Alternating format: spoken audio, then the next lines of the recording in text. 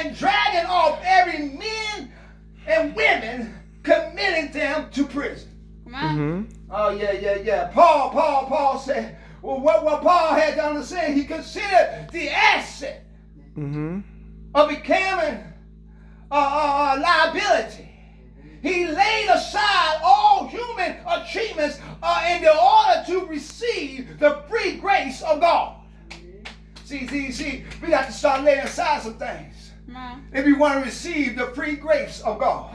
And said, Paul's knowledge of Christ involved nothing merely than the intellectual apprehension, but rather to expand the knowledge and resulting from his personal commune with Christ. Y'all know that happened. He had to have an eye opener.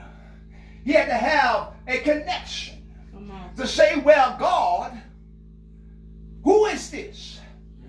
While I'm going down to destroy the people on Damascus Road. Come on. I'm going to take them out right now. Come on. But I finally know that when God said that when you do the things not of him, he said, I will stop you when you think I won't stop you. Come on. But in the contrast to life, he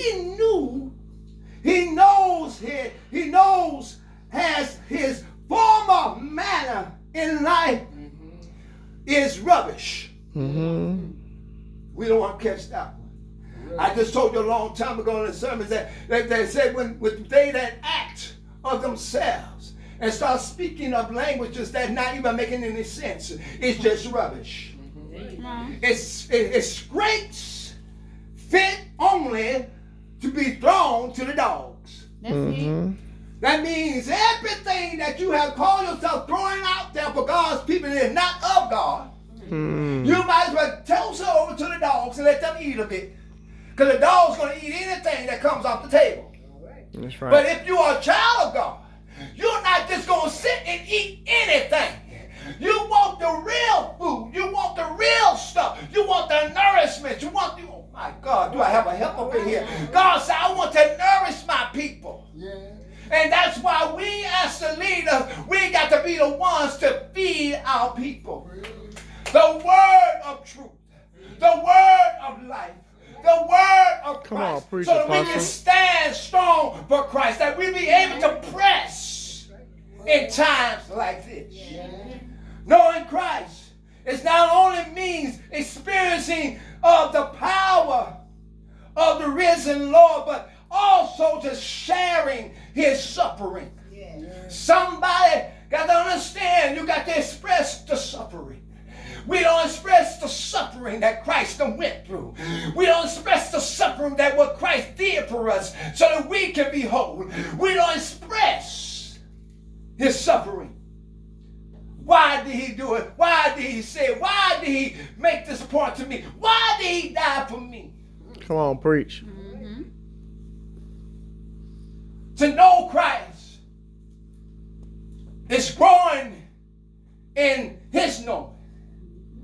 And we have to understand that Paul primarily pursued in life was to know Christ for himself.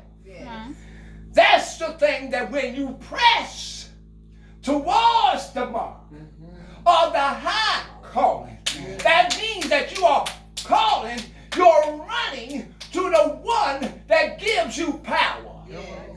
You're running to the one that gives you spiritual Come on, life. Apostle, preach. You're going to the one that broke the chains, that you don't have to walk in sin no more. You're running, you're pressing That's right.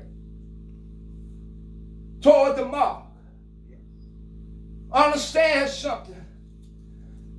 From a prison cell in Rome, Paul had to write this book. Had to write the letter to let the people know, look at here. The things that you're doing, it's not of God. Brethren, I need you to come and get right with God. I need you to have a communion with God. Yes. After Paul's persecution. Think about that thing. After Paul's persecution, persecution of God's people through his superior religious activities as a Pharisee. Hello, somebody. Paul came to the liberating conclusion that it is all rubbish and compared to nothing compared to the Lord. Yes.